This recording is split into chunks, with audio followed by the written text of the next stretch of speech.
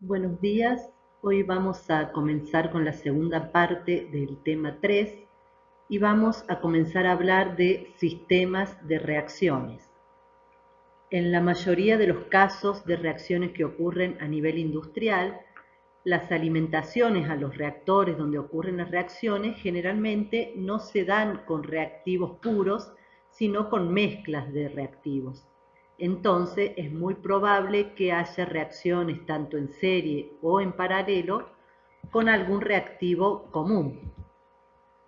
En este caso va a ocurrir más de una reacción linealmente independiente en este sistema que estamos analizando, por lo tanto ya no hablaremos de una única reacción, sino de un sistema de reacciones.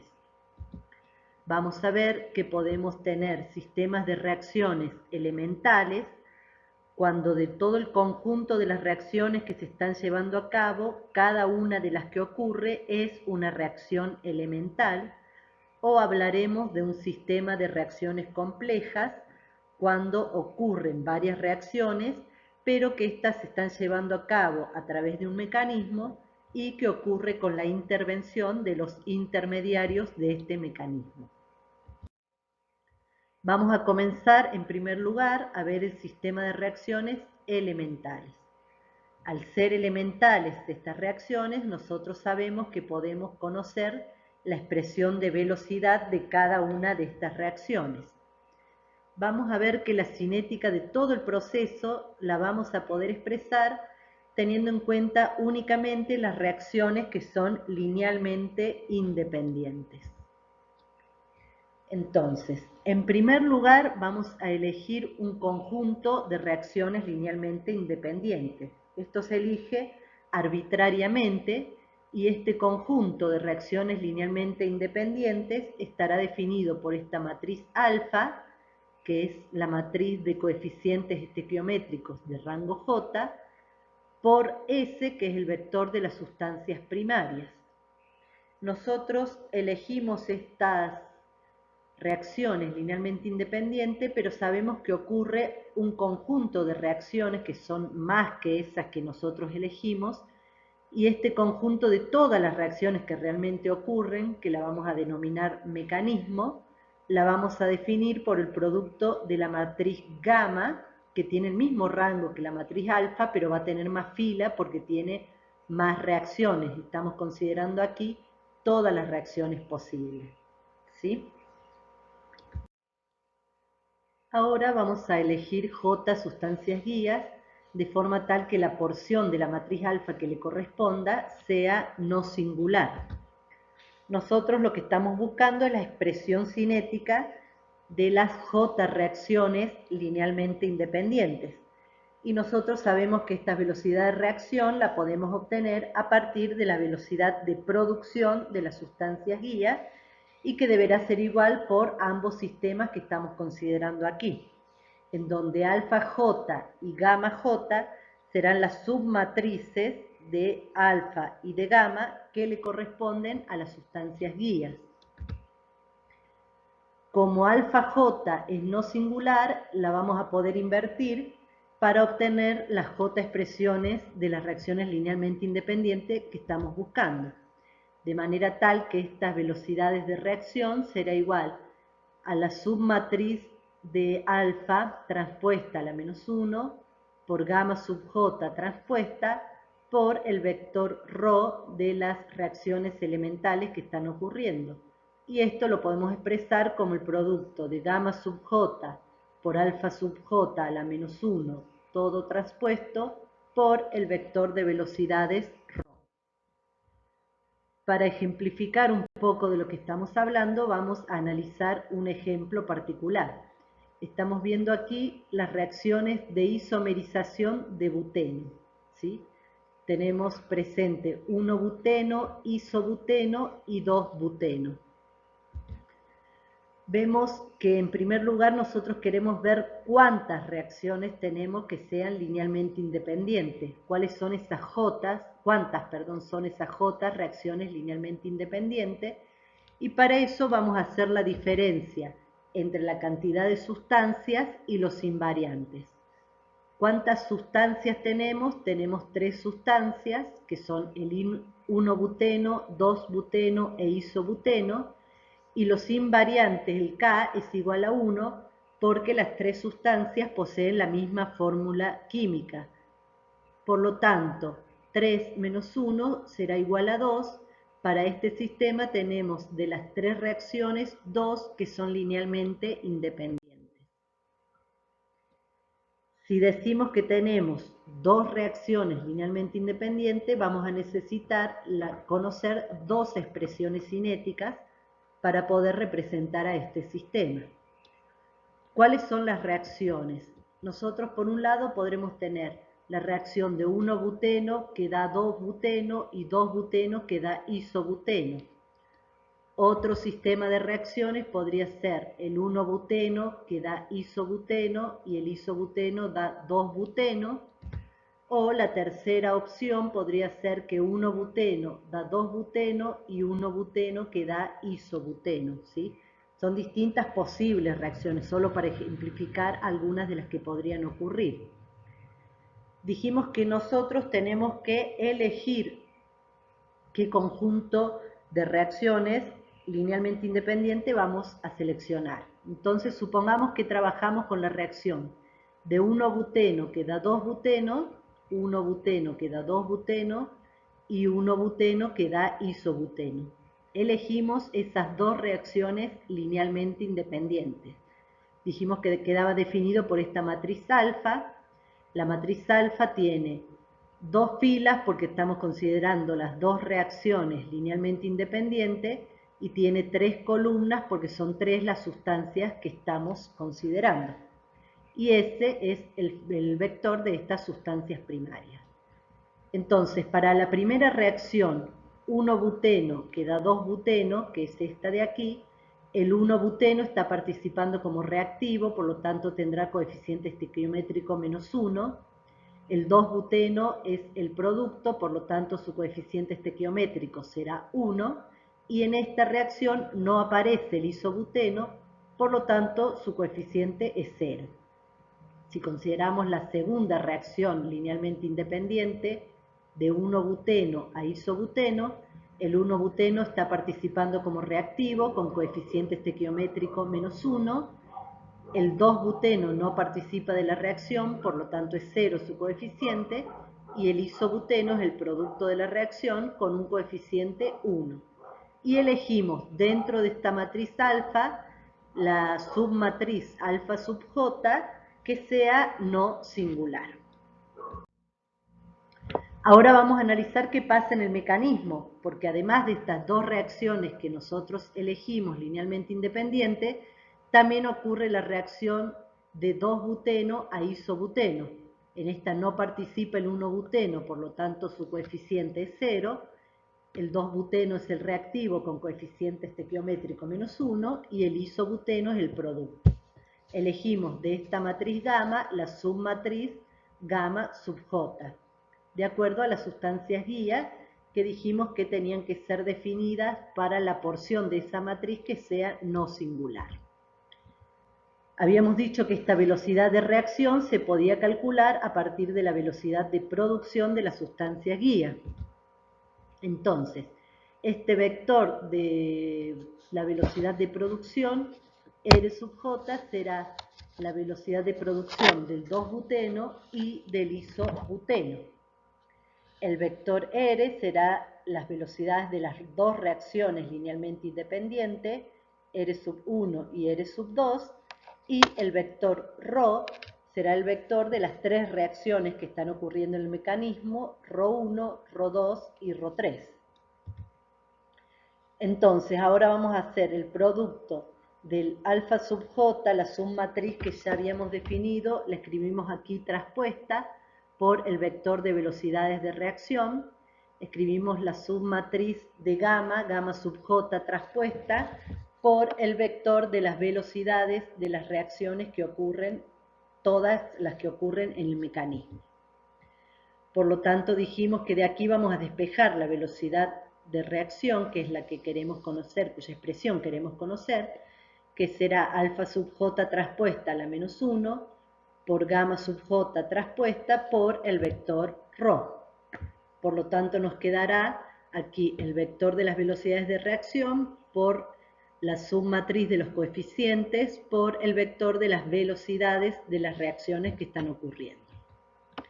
Por lo tanto, vemos que R1 será igual a ρ1 menos ρ3 y R2 será igual a ρ2 más ρ3.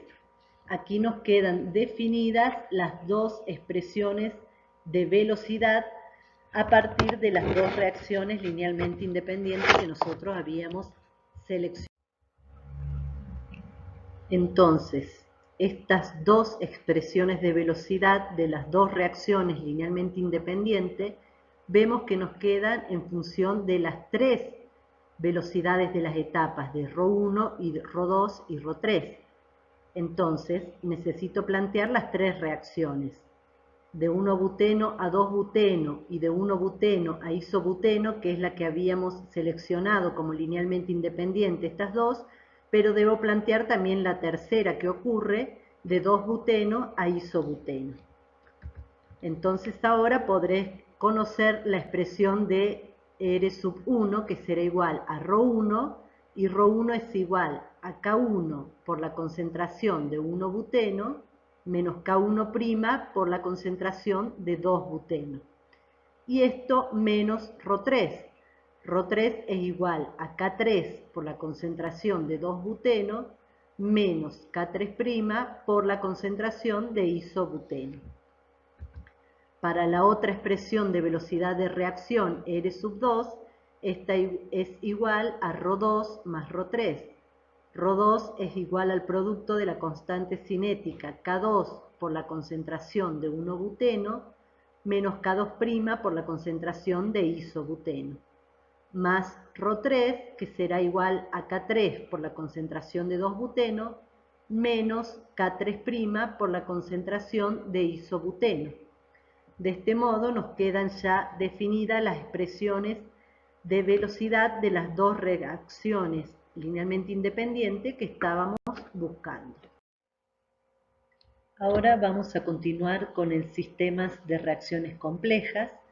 En este caso sabemos que participan intermediarios en el mecanismo y es precisamente a través de ellos que se produce el acoplamiento de las distintas reacciones. Podemos citar como ejemplo las reacciones catalíticas heterogéneas, que ya vamos a ver más adelante, ya que sobre el mismo catalizador se pueden producir las distintas reacciones. Si representamos al conjunto de todas las reacciones que ocurren entre las sustancias primarias como beta por S igual a 0, y de ellas tenemos las linealmente independientes que forman el conjunto alfa por S igual a 0. También podemos expresar a las etapas del mecanismo como el producto de la matriz gamma, que es la matriz de los coeficientes estequiométricos del mecanismo, por el vector S', que es el vector de las sustancias primarias y los intermediarios. Si tenemos J reacciones linealmente independientes, habrá que elegir J sustancias guía, tal que la porción de la matriz alfa que le corresponda sea no singular. Sabemos que la velocidad de producción de la sustancia guía será igual tanto según el sistema de reacciones linealmente independientes como a través del mecanismo. Y esto lo expresábamos como alfa sub j traspuesto por el vector de velocidades de reacción, que es igual a gamma sub j traspuesto por el vector ρ de las velocidades de las etapas del mecanismo.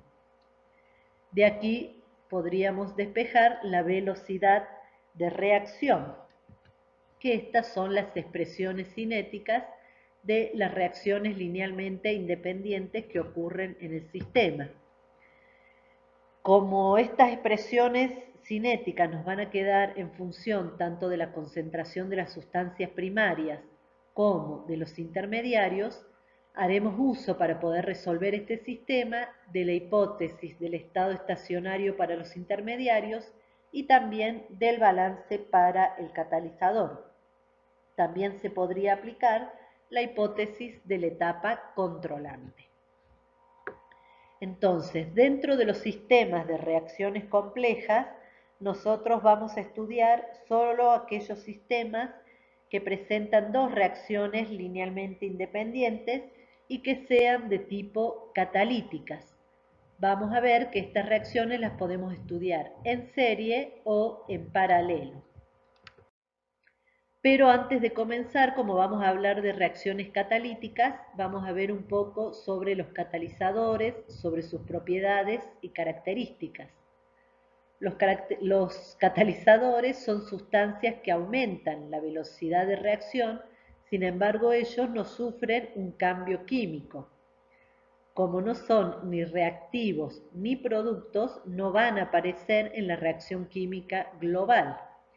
Otra característica que presentan es que aceleran por igual tanto la velocidad de la reacción directa como la velocidad de la reacción inversa. Lo que ocurre con los catalizadores es que permiten que se lleve a cabo la reacción a través de un mecanismo alterno que posee la característica de presentar menor energía de activación que el proceso sin catalizar. Aquí, partiendo de un estado inicial de los reactivos a un estado final donde encontramos los productos, la curva superior sería la reacción sin catalizar y la curva esta inferior es aquella en la cual se utiliza un catalizador, lo cual disminuye la barrera energética, por lo tanto aumenta la velocidad de la reacción. Estos catalizadores generalmente son específicos, es decir, que se utilizan para que aceleren una reacción química en particular. Dice que los catalizadores no influyen en el equilibrio, ¿sí? El equilibrio está determinado desde el punto de vista termodinámico y no va a cambiar la constante de equilibrio de la reacción por la presencia del catalizador. Lo que vemos aquí en el gráfico de conversión en función del tiempo, vemos que para un dado tiempo, por aquí tenemos esta curva que es la reacción con catalizador y la inferior es la reacción sin utilizar un catalizador. Entonces, a un dado tiempo vemos que sin catalizador se alcanza una menor conversión que cuando utilizamos un catalizador, que se alcanzaría una conversión mayor. O si analizamos para un determinado valor de conversión, vemos que la conversión con catalizador se alcanza a un menor tiempo que la conversión para la reacción sin catalizar. Sin embargo, vemos que en ambos casos se llega a la misma conversión en el equilibrio, porque dijimos que el catalizador no está alterando el equilibrio. Por más que usemos un catalizador, si la reacción no es posible desde el punto de vista termodinámico, tampoco lo va a ser por el agregado del catalizador. Tampoco este influye en el calor de la reacción, ya que ésta solo dependerá de los reactivos y de los productos que están participando de la reacción. ¿Cuáles son los componentes de un catalizador? Tenemos por un lado el agente activo o denominado también fase activa, que es el catalizador propiamente dicho y es el que le da la actividad catalítica. Por otro lado tenemos el soporte, que es una sustancia que generalmente no es activa para esta reacción, pero sí tiene gran superficie específica y porosidad, por lo cual al colocarse el catalizador sobre el soporte va a aumentar su superficie activa y lo que hace este soporte es poder tanto dispersar como estabilizar y también mejorar las propiedades mecánicas que tiene la fase activa del catalizador. Aquí tenemos algunos ejemplos de soportes comunes como gama alúmina, titania o carbón activado. Ven que tiene grandes superficies específicas y también se utilizan actualmente otros soportes como son las zeolitas que también tienen elevadas superficies específicas. Otro de los componentes es el denominado promotor, el cual puede mejorar las propiedades catalíticas. También son poco activas o inactivas, pero que agregadas al agente activo pueden aumentar en gran medida su actividad o selectividad o la resistencia a la desactivación. Ya vamos a ver un poquito más qué son cada uno de estos conceptos. Y los procesos catalíticos los podemos dividir en tres clases: catálisis de tipo homogénea, catálisis heterogénea o catálisis enzimática. En la catálisis homogénea, tanto el catalizador como los reactivos se encuentran en la misma fase. Esta será una fase fluida que podrá ser gaseosa o líquida, y el catalizador se encuentra disperso en este medio de reacción. El inconveniente que presentan este tipo de catálisis es que luego debo separar el catalizador del medio reaccionante, por lo cual tengo un costo extra en el proceso para poder lograr recuperar ese catalizador. En cuanto a la catálisis heterogénea, van a estar en diferentes fases el catalizador y los reactivos. Lo que más comúnmente ocurre es que el catalizador se encuentra en estado sólido y los reactivos y productos van a estar en fase fluida, ya sea gaseosa o líquida. Como ejemplo de catálisis heterogénea, tenemos aquí la obtención de amoníaco sobre un catalizador de hierro, cuyo proceso se puede sintetizar mediante este mecanismo de tres etapas. En primer lugar, la etapa de absorción, donde una molécula de nitrógeno se disocia en los átomos de nitrógeno y cada uno de ellos se absorbe utilizando un sitio libre del catalizador. Lo mismo ocurre con una molécula de hidrógeno que viene de fase gaseosa, se disocia en átomos de hidrógeno, los cuales son absorbidos sobre la superficie del catalizador. En segundo lugar, tenemos la reacción entre estos átomos absorbidos. En primer lugar, se unen un nitrógeno y un hidrógeno para formar el nitrógeno-hidrógeno absorbido, al cual se le suma, se le adiciona otro hidrógeno que estaba absorbido, que sería, a este se le adiciona un nuevo átomo de hidrógeno y ahora tenemos el NH2 absorbido. En una etapa subsiguiente se incorpora a esta molécula otro átomo de hidrógeno, dando finalmente el amoníaco absorbido. Por lo tanto, tendremos una tercera etapa que será la desorción para dar el producto de la reacción en fase fluida. Se desorbe ese producto amoníaco que estaba utilizando el sitio libre del catalizador, regenerando el sitio y dando el producto en fase fluida. Como catalizadores heterogéneos se utilizan muchos metales de transición como hierro, cobalto, plata, cobre, algunos óxidos metálicos que son semiconductores como el óxido de níquel, óxido de zinc, óxido de magnesio, y también algunos óxidos que son aislantes como el óxido de aluminio o de silicio. Aquí tenemos ejemplificado dentro de un reactor químico donde están ubicadas las pastillas o partículas de catalizador en su interior. Aquí estamos hablando de dimensiones de metros para ver el diámetro del catalizador. Cada una de estas esferas representa una partícula de catalizador o un pellet, como se denomina.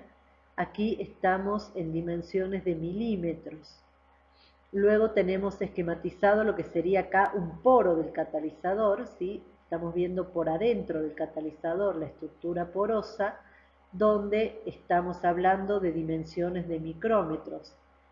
Y aquí estamos dentro del poro, sobre la superficie del catalizador, donde están los sitios activos, y aquí estamos hablando de tamaño de nanómetros. La catálisis enzimática, que era el otro tipo de procesos que habíamos visto, Acá tenemos que los catalizadores son las enzimas, que son proteínas de gran peso molecular. Son muy eficaces, mucho más que cualquier tipo de catalizador artificial que se conozca, y son muy específicas, ya que por lo general solo la enzima va a catalizar una reacción en particular. Y esto es así debido a la forma de la enzima, el sitio activo de la enzima, donde entra un sustrato con una forma determinada para unirse a la enzima y luego liberar los productos. Aunque es en fase homogénea, las características de esta catálisis enzimática es como la catálisis heterogénea desde el punto de vista de los sitios activos, la ocupación de esos sitios y luego la desorción de los productos. Cuando estamos hablando de catalizadores industriales, hay tres características muy importantes que debemos tener en cuenta, que son la actividad del catalizador, su selectividad y su estabilidad. La actividad para una reacción en particular es la velocidad con la que esta reacción se lleva a cabo. Se puede definir como la propiedad que tiene de aumentar la velocidad de una reacción con catalizador a la velocidad que tendría esa reacción sin utilizar el catalizador, siempre teniendo en cuenta las mismas condiciones de temperatura, presión, concentración, manteniendo el resto de las variables, cómo aumenta esa velocidad de reacción por la presencia del catalizador. Entonces, a la actividad la podemos expresar como moles de reactivos transformados sobre segundos por gramos de catalizador. La selectividad es la propiedad que tiene el catalizador de favorecer solo la velocidad de la reacción deseada, no del resto de las reacciones que pueden ocurrir. Un catalizador será más efectivo mientras mayor sea su selectividad hacia esa reacción deseada, que sea lo más alto posible la selectividad solo para esa reacción. Entonces podemos definir a la selectividad como una relación de velocidades. Será un cociente entre la velocidad que estamos buscando, que irá en el numerador, y la sumatoria del resto de las velocidades, que irá en el denominador. Si nosotros tenemos un reactivo A que da un producto D y en otra reacción el reactivo A que da un producto U, cada una de estas reacciones con un determinado avance en el equilibrio y cada una de ellas tendrá su expresión cinética de velocidad. Supongamos que el producto D es el producto deseado y el U es el no deseado. Por lo tanto, la selectividad hacia ese producto D será el cociente entre la velocidad en la que ocurre la producción de D y en el denominador será la sumatoria de esta velocidad más la otra de la otra reacción en la cual se produce el producto no deseado. Ese cociente es la selectividad. Vamos a analizar actividad y selectividad. En general, la actividad no es la característica que más nos interesa del catalizador. En cambio, sí lo es la selectividad. En la selectividad, el tiempo no está participando explícitamente. Puede ser que el catalizador sea muy selectivo hacia la reacción que nos interesa, pero muy poco activo, es decir, que igual demore mucho tiempo en llevarse a cabo. Y por lo general, tanto actividad como selectividad van a variar de forma contrapuesta, por lo tanto hay que tratar de encontrar un equilibrio, lo cual es un verdadero desafío para seleccionar un catalizador para una determinada reacción química. La otra propiedad que habíamos visto de interés para los catalizadores utilizados en la industria es la estabilidad. La estabilidad hace referencia a que el catalizador pueda mantener sus propiedades, tanto también la actividad como la selectividad, durante un tiempo que sea razonable para su aplicación industrial. Esto también lo podríamos denominar a la estabilidad como el tiempo de vida útil que presenta el catalizador. y muchas veces se puede dar la desactivación del catalizador, ya sea por diferentes causas, como son el envenenamiento de la superficie activa. Puede ser que alguna molécula se absorba muy fuerte, con lo cual no queden disponibles los sitios libres del catalizador para seguir reaccionando. Eso sería el denominado envenenamiento. Puede haber algunos depósitos sobre esta superficie, lo cual constituye el ensuciamiento del catalizador. Puede haber sinterización de un material activo que produce disminución de esta área que estaba disponible para la catálisis. Puede que haya pérdida de fase activa porque se desgaste el catalizador, pero en este caso se puede regenerar para volver a obtener sus propiedades. Vamos a comenzar ahora sí a estudiar. Habíamos dicho que íbamos a analizar reacciones que ocurren en paralelo y reacciones en serie. En primer lugar, vamos a analizar la selectividad de un sistema de reacciones en paralelo. Si tenemos el reactivo A1 que reacciona con B para dar el producto P1 y el reactivo A2 que reacciona también con el reactivo B para dar el producto P2. Vamos a ver que A1 y A2, según el mecanismo que vamos a presentar, van a competir por la absorción sobre los sitios libres del catalizador, y en tanto que el reactivo B va a reaccionar desde la fase fluida sin absorberse. Entonces, el mecanismo lo podemos representar como A1 que se absorbe sobre el sitio libre del catalizador, dando A1 absorbido. Luego ese A1 absorbido reacciona con B, dando el producto P1 y regenerando el sitio libre del catalizador. Por otro lado, vamos a tener el reactivo A2 que se absorbe sobre un sitio libre, dando A2 absorbido, el cual reacciona con el reactivo B, dando el producto P2 y regenerando el sitio libre del catalizador. Si nosotros consideramos que las etapas 2 y 4 son controlantes e irreversibles, estas dos etapas de reacción, podremos plantear para la primera etapa la constante de equilibrio K1, que será igual a A1 absorbido sobre el producto de A1 por el sitio libre del catalizador. Y podemos representar para la etapa 3 una constante K2 de equilibrio que será igual a A2 absorbido, su concentración en el numerador, sobre el producto en el denominador de la concentración de A2 por los sitios libres del catalizador. Por lo tanto, de la primer constante podremos despejar A1 absorbido, que será igual al producto de K1 por la concentración de A1 por la concentración de sitios libres, y de la segunda constante podremos despejar la concentración de A2 absorbido, que será igual al producto de la constante 2 por la concentración de A2 por la concentración de sitios libres. Dijimos que también podemos utilizar el balance del catalizador para la resolución de estos sistemas. Por lo tanto, el balance del catalizador será igual a la concentración de sitios libres más la concentración de A1 absorbido más la concentración de A2 absorbido.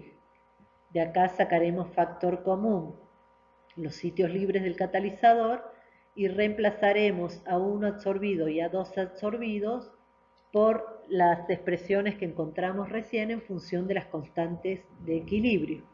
Por lo tanto, acá sacando factor común los sitios libres del catalizador, nos quedará 1 más K1 por A1 más K2 por A2. La velocidad de producción del producto P1 será igual a la velocidad R sub 1, y este producto P1 se produce en la etapa 2 del mecanismo, por lo cual será igual a ρ2.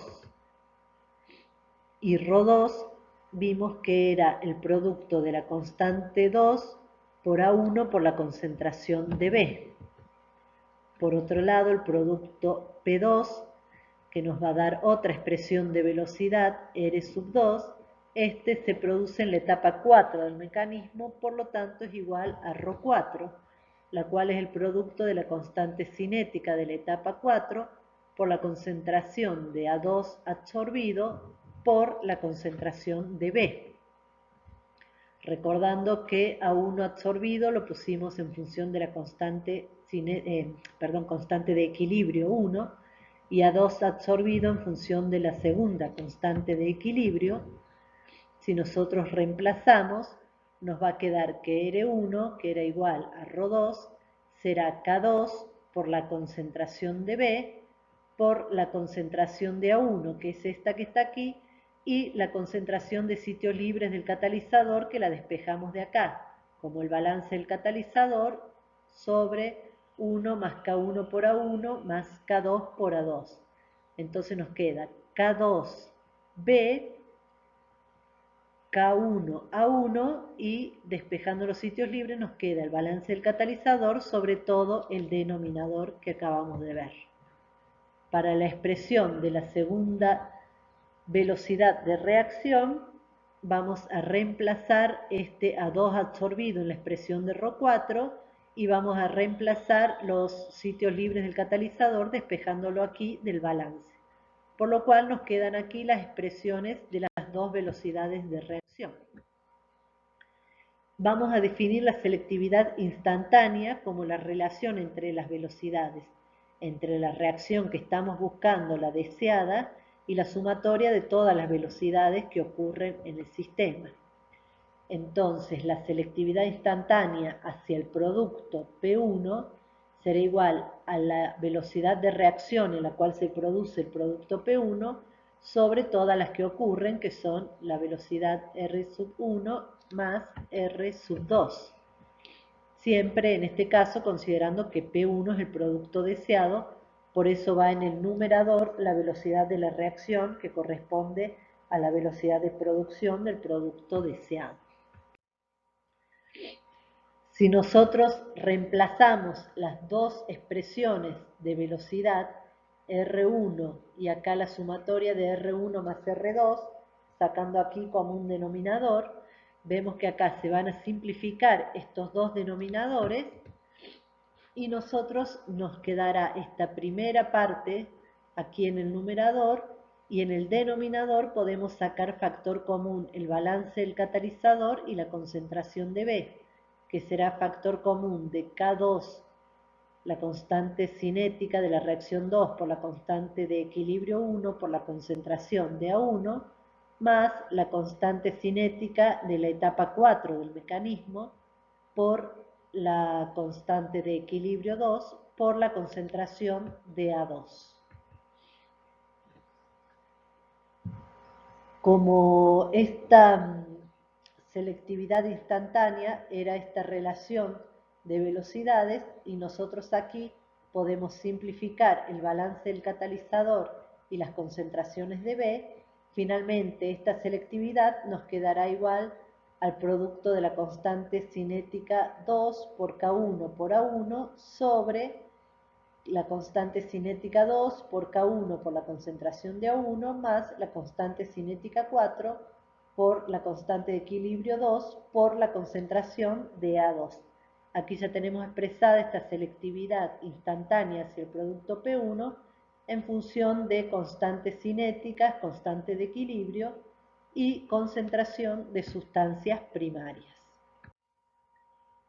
También podemos definir a la selectividad como un cociente de reactividades, es decir, como un cociente de velocidades entre la velocidad correspondiente a la reacción donde se produce el producto deseado y la velocidad de reacción del producto no deseado. En este caso, la selectividad nos quedará como K2 por la constante de equilibrio 1 por la concentración de A1 sobre la constante cinética 4 por la constante de equilibrio 2 por la concentración de A2. Vamos a ver que la actividad del catalizador va a estar definida por la constante cinética y la disponibilidad de los sitios libres del catalizador se va a relacionar a la constante de equilibrio de absorción. Entonces, si estas eran las dos expresiones de velocidades de reacción en la cual se producía el producto deseado y esta en la cual se producía el producto no deseado, vemos aquí en el denominador de ambas expresiones que tanto A1 como A2 están compitiendo por los sitios libres del catalizador. Entonces, si la constante de absorción K1 es mucho mayor que K2, la disponibilidad de los sitios libres va a ser mayor para A1. Entonces, la selectividad va a ser mayor hacia la primera reacción en la cual participaba A1. Esto se denomina una selectividad por efecto de absorción competitiva o química. Ahora vamos a ver qué ocurre para un sistema de reacciones en serie. Si aquí tenemos A1 que da A2 y A2 a su vez da A3, si vemos las reacciones que ocurren, si tenemos aquí en el mecanismo A1 que se absorbe en un sitio libre del catalizador, dando A1 absorbido, ese A1 absorbido dará A2 absorbido, y este A2 absorbido podrá dar el producto A2 y regenerar el sitio libre, o A2 absorbido podrá dar el producto A3 y regenerar el sitio libre. ¿Sí? Aquí tenemos dos reacciones en las cuales se producen los productos y tendremos dos expresiones de velocidad, R1 y R2. Aquí también podemos considerar que las etapas 2 y 4 son las etapas controlantes y las podemos considerar como irreversibles. Entonces plantearemos para la primera reacción una constante de equilibrio K1 que será igual al cociente entre la concentración de A1 absorbido y en el denominador el producto de A1 por la concentración de sitios libres del catalizador. Acá K2', que será la constante de desorción de A2, que será 1 sobre K2, es igual a la concentración de A2 por la concentración de sitios libres sobre la concentración de A2 absorbido. Podemos despejar las concentraciones de A1 absorbido y la concentración de A2 absorbido a partir de las expresiones de las constantes de equilibrio, de absorción de A1 y de desorción de A2. Podemos aplicar el balance para el catalizador y sacar factor común los sitios libres del catalizador. Por lo tanto, nos quedará 1 más la constante de equilibrio 1 por A1 más la constante de equilibrio 2 por la concentración de A2. La velocidad de consumo de A1, que será igual a menos la velocidad de la reacción 1, que será igual a menos ρ1, a la velocidad de la etapa 1 del mecanismo.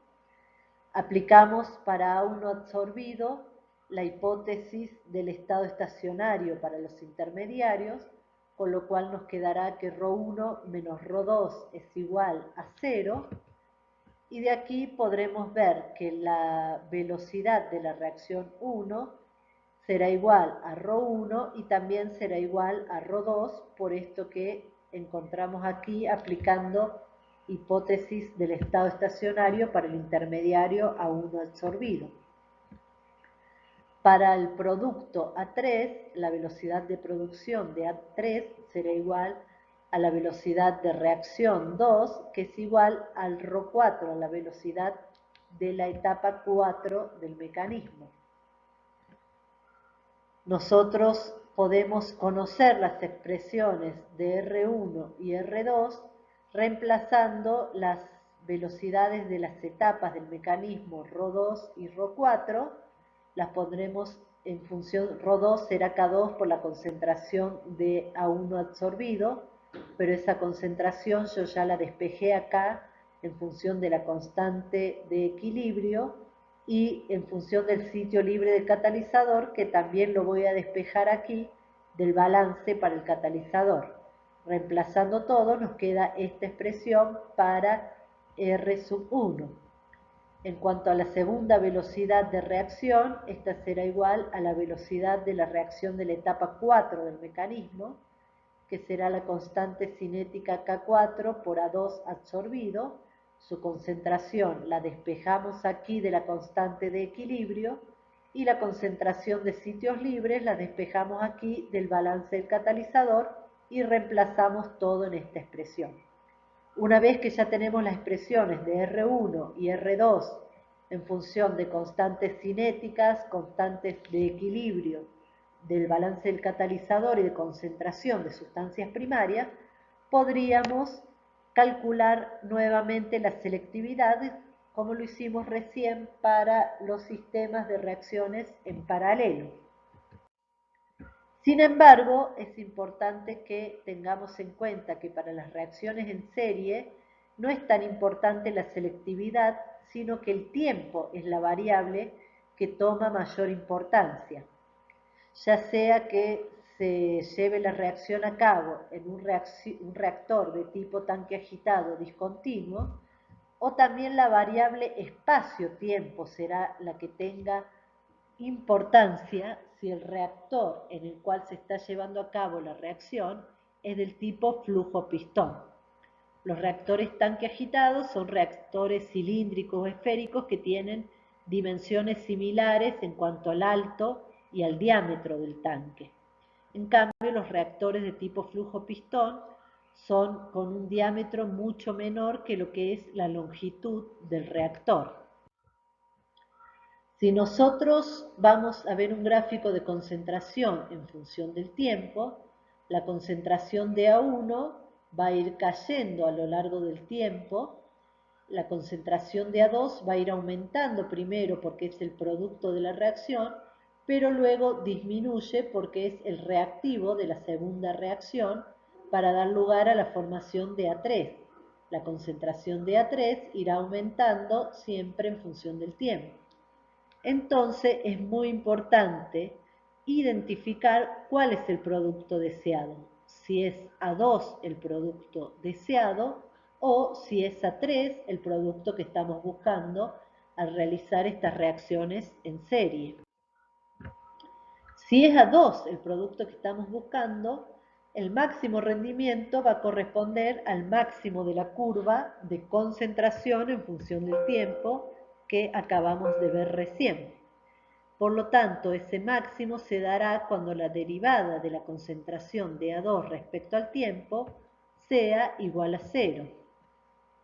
Este tiempo, que será el tiempo máximo, es el tiempo de residencia que tiene que estar el reactivo en un reactor de tipo tubular o flujo pistón, y es el tiempo real si nos estamos refiriendo a un tanque agitado discontinuo.